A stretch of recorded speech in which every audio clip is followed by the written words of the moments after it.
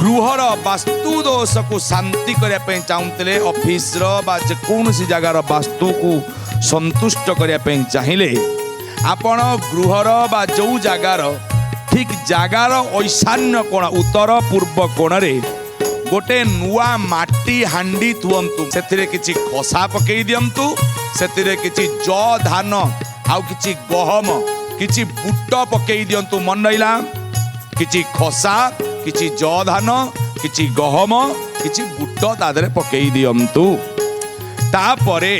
आपण ताकू ढांकुणी दे दियंतु मन रखिबे तार ठीक परदिन ठारू सेई कलसी अल्प अल्प जल आपण आनिकिनी आपण घरे थिबा तुलसी गछ बा वृंदावती जाऊ को चौरा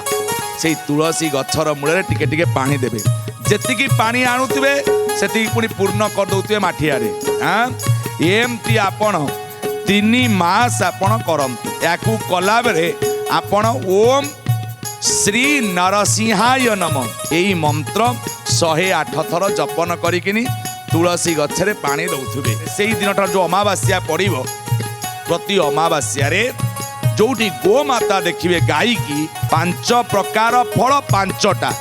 खाइबा को देबे आउ तार जो लाल बाहरिबो ताकू आपण आनिकिनी से माठिया रे लगेई देबे उत्तर पूर्व ईशान कोणे माठिया तुआइची फल खाउथबो गाई तार जो लालटा बाहरिबो से लाल आनी माठिया रे टिके दे मारिबे हां सेतिकी करमतु आपण देखिबे घरे जो अशांति घरे जो झगड़ा घरे जो वास्तु दोष पाई ऑफिस रे वास्तु दोष पाई आपण जो क्षति घटुची से क्षति आउ रहिबो नाही।